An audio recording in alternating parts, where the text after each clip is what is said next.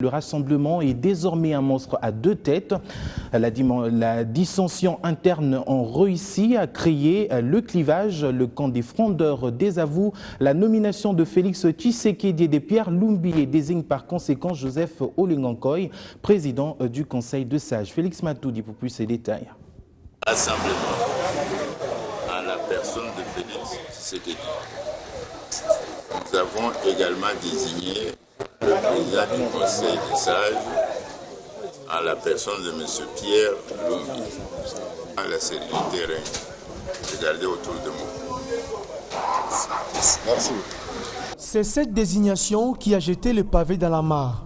Aussitôt, après la controverse soulevée par une autre frange du rassemblement qui la juge d'illégal et d'infondée, faute de la non-conformité à l'accord de Genval et du quorum non atteint des membres qui composent le Conseil des sages de cette plateforme de l'opposition.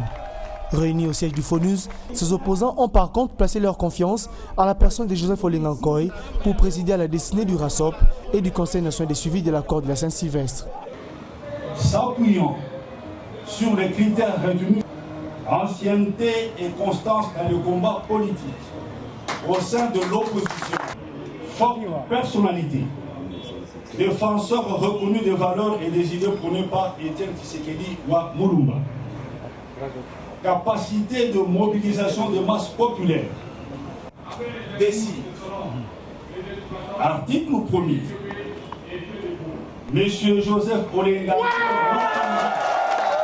En croit le porte-parole de cette plateforme, désormais dissidente, la décision fait suite à la nouvelle restructuration de l'opposition en vue de la relance du dialogue sous l'application de l'accord de cogestion avec la majorité présidentielle sous la médiation de la CENCO.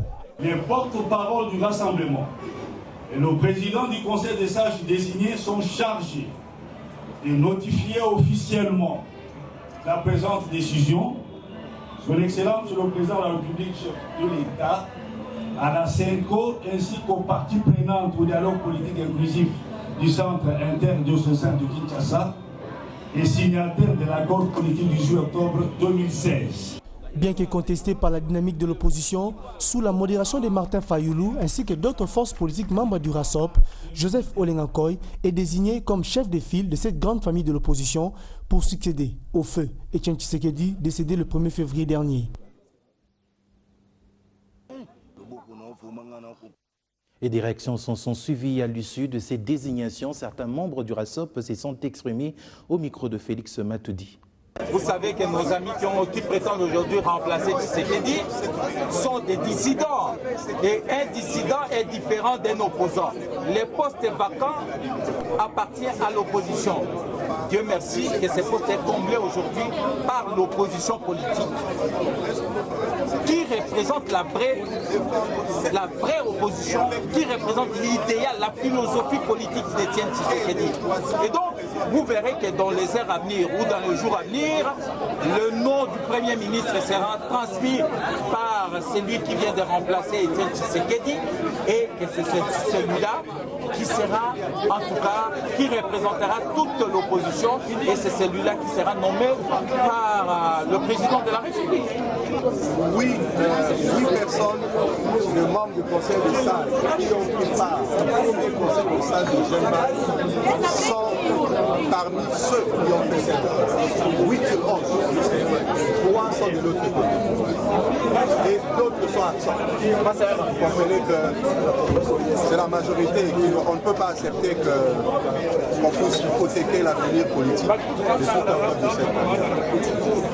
Le chef de file de l'opposition peut-il porter, peut-il incarner, peut-il symboliser la lutte d'Etienne Tshisekedi? J'ai dit non. Alors il faut chercher. Dans le vivier, il y en a beaucoup qui en ont le profil.